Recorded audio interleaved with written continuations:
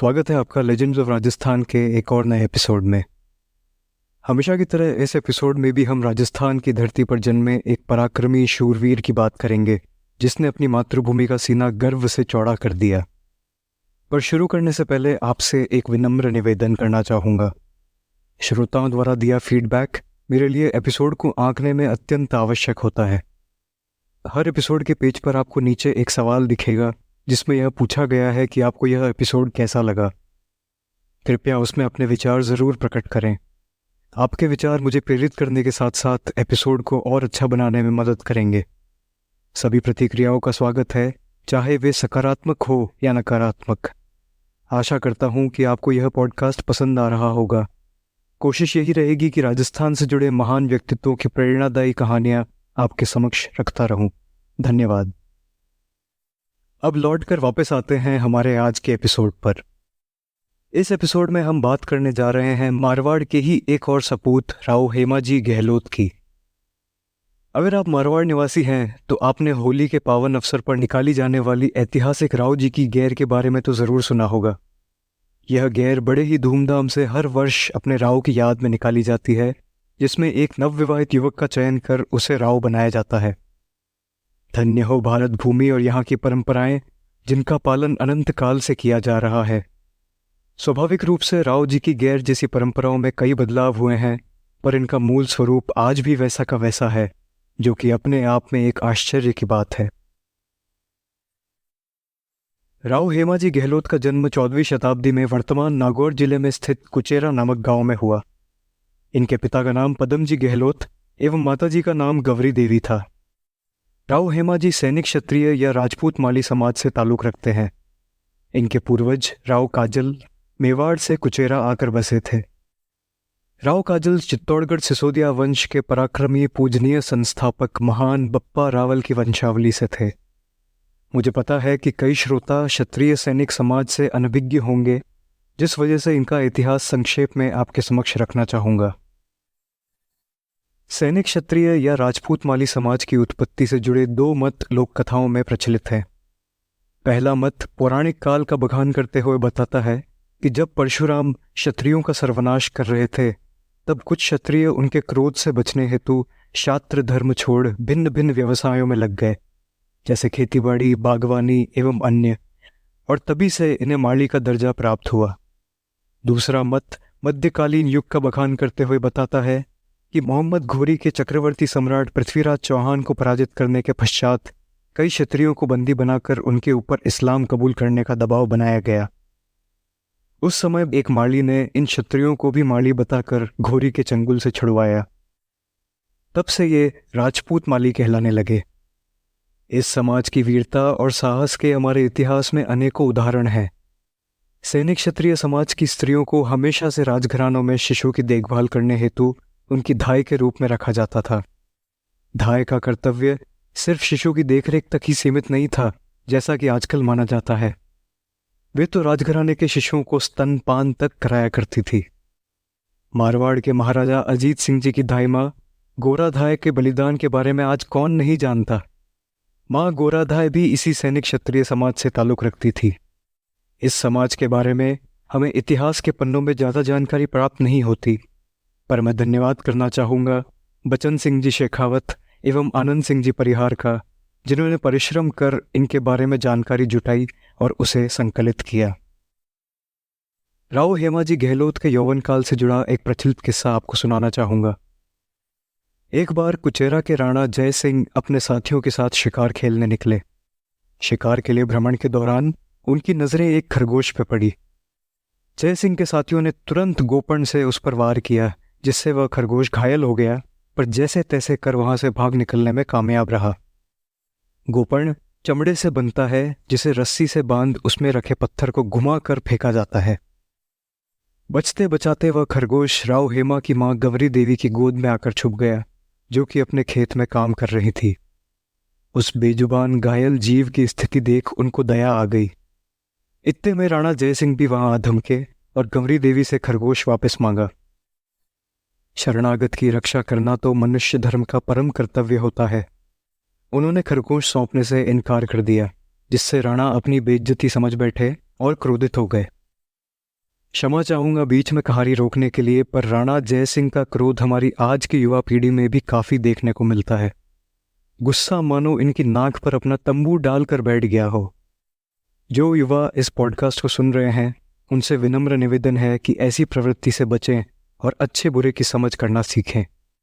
खैर, वापस कहानी पर आते हैं। राणा जयसिंह ने अपने सैनिक को आदेश दिया कि गौरी देवी से खरगोश छीन ले, पर हेमा जी की माँ भी अपने निश्चय की पक्की थी। देखते ही देखते दोनों के बीच खरगोश को लेकर झड़प चालू हो गई। हेमा जी, जो कि उसी खेत में थोड़ी दूरी पर काम कर रहे थे, अपनी माँ के साथ किया अभद्र व्यवहार देख उनकी रक्षा के लिए आए। उन्होंने अपनी तलवार निकाली और उस सैनिक से भिड़ गए। बात ने तूल पकड़ लिया और हेमा जी अकेले ही राणा के बाकी सैनिकों से लोहा लेने लगे। श्री आनंद सिंह जी परिहार के शब्दों में, हेमा जी के पूर्वजों ने 200 साल पूर्व अपना कर्म छोड़ा था, क्षत्रिय धर्म नहीं। काफी संघर्ष के बाद जैसे तैसे कर मामला शांत हुआ, पर राव हेमा जी गहलोत की बेबाक निर्भयता का यह किस्सा जंगल की आग की तरह आसपास के इलाकों में फैल गया। बालेसर के इंदा परिहार राजपूतों ने भी इसकी चर्चा सुनी। उन्होंने तुरंत हेमा जी को अपने पास बुलाकर उन्हें मंडोर का प्रधान नियुक्त किया। आपको रावण की पत्नी मंदोदरी के बारे में तो जरूर पता होगा। ऐसा कहा जाता है कि मंडोर रावण का ससुराल था, यानी मंदोदरी जो है वो मंडोर की थी। मंडोर उस समय दिल्ली सुल्तनत के अधीन था, जिसके जलालुद्दीन खिलजी ने 1349 ईस्वी में राजा रोपड़ परिहार को पराजित कर इसे जीता था। आपको बता दूं कि यह जोधपुर की स्थापना से पूर्व की बात है और राठौड़ों का उस समय यहाँ इतना वर्चस्व नहीं हुआ करता था। इंदा परिहार राजपूत अपना खोया वैभव वापस पाना चाहते थे और इस कार्य को पूर्ण करने के लिए उन्हें राव हेमा जी जैसे वीर पराक्रमी की आवश्यकता थी। राव हेमा जी भी राजी हो गए और अपने दल बल समेत उन्होंने कुचेरा को अलविदा कह मंडोर का रुख किया। 12 मार्च 1389 ईस्वी में उन्होंने अपनी कुलदेवी बायण माता एवं इष्ट देव काला गोरा भैरू जी की मूर्तियां मंडोर में स्थापित करी। विदेशियों ने जब जब हम पर राज किया है, इस भारत भूमि एवं इसकी प्रजा को कम समय में क्षमता से अधिक सींचने की कोशिश की है। ज्यादा लगान लगाना, अपने फायदे की खेती करवाना, यह सभी इसके उदाहरण है। उस समय मंडोर की प्रजा के भी कुछ ऐसे ही हालात थे। उनकी व्यथा का कोई सानी न था एवं सल्तनत राज के अत्याचारों के कारण उनकी स्थिति दयनीय थी। धीरे धीरे सल्तनत कमजोर पड़ने लगी और यही मौका देखकर गुजरात के सूबेदार जफर खान ने खुद को मुजफ्फर शाह घोषित कर एक स्वतंत्र राज्य बना लिया। उसने मंडोर और नागौर को सल्तनत से छीन ऐबक खां को यहाँ का सूबेदार नियुक्त किया। प्रशासन बदल गया, इसका मतलब यह नहीं कि प्रजा के हालात सुधर गए। उनकी दशा बद से बदतर हो गई। इंदा परिहारों के मुखिया उगम सिंह भी तुर्कों के राज से तंग आ चुके थे और इसे जड़ से उखाड़ कर फेंक देना चाहते थे। आप चाहेंगे तो ही आप पाएंगे ना। ब्रह्मांड ने भी उगम सिंह परिहार के सुनने में ज्यादा देर नहीं लगाई और थाली में सजाकर एक मौका उनके सामने रख दिया। मंडोर के सूबेदार ऐबक खान प्रजा पर किए अत्याचार को एक स्तर और ऊपर ले गया। उसने मंडोर के भूमिया जागीरदारों से सामान्य कर के अलावा घोड़ों के लिए घास की 100 बैलगाड़ियों की मांग रखी। किसान परेशान होकर अपने भाग्य को कोसने लगे, पर हेमा जी को इस परेशानी में सिर्फ और सिर्फ एक सुनहरा मौका दिखा और उन्होंने राव उगम सिंह परिहार के साथ मिलकर एक योजना पर काम शुरू किया। इस योजना का लक्ष्य था मंडोर के किले से तुर्कों को हमेशा के लिए खदेड़ देना। योजना के अनुसार उन्होंने आसपास के गांवों के 500 जवानों को इकट्ठा किया। घास से लदी प्रत्येक बैलगाड़ी में 5-5 हथियारबंद युवाओं को छुपा दिया गया और करीब 100 बैलगाड़ियां मंडोर किले के दरवाजे के सामने ले जाकर खड़ी कर दी। ऐबक खान का भांजा किले के पहरेदारों के साथ गाड़ियों का निरीक्षण करने हेतु बाहर आया। उसने गाड़ियों पर लदी घास में भाला घोंपना शुरू किया ताकि अगर अंदर कोई छुपा हो तो बाहर आ जाए। उसके द्वारा घोंपा हुआ भाला एक युवक की जांघ में आकर लगा, पर उसने अपने मुंह से चू तक नहीं की और बड़ी ही चतुराई से भाले पर लगे खून को पोंछ दिया।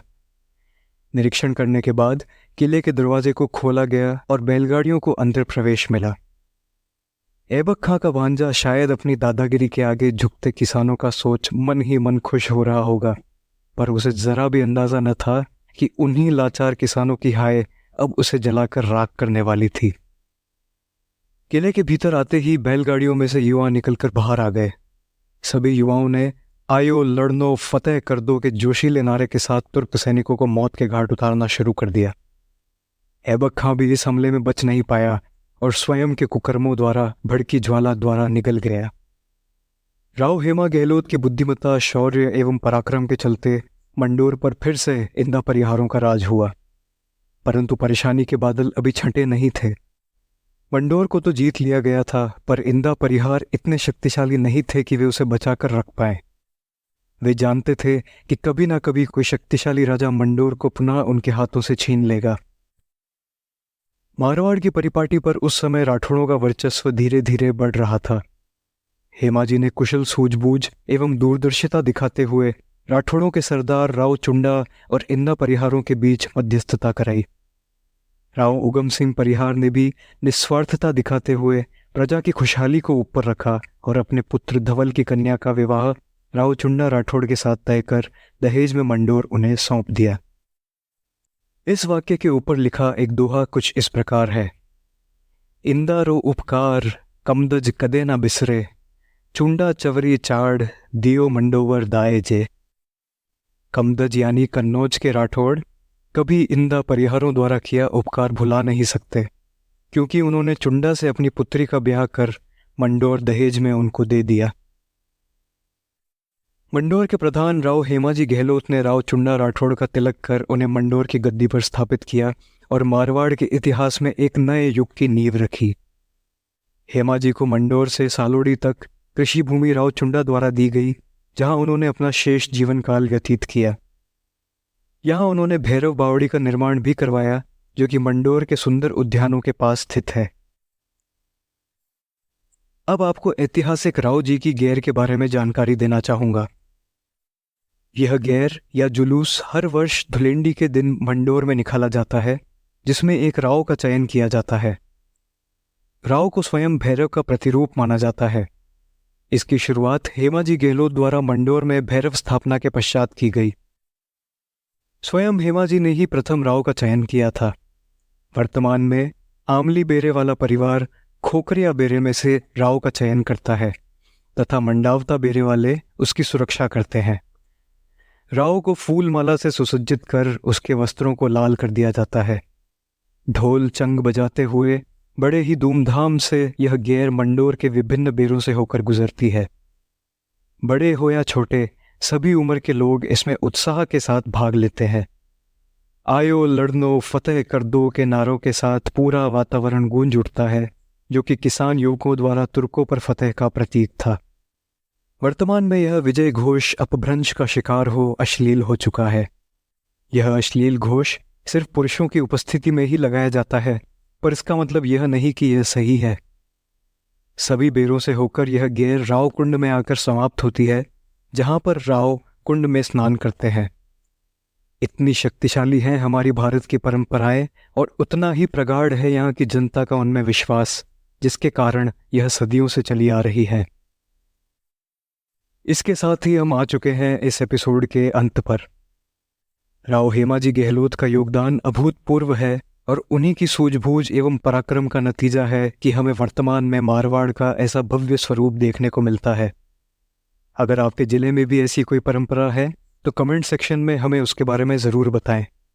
अगले एपिसोड में फिर मुलाकात होगी। सुनने के लिए धन्यवाद। नमस्कार।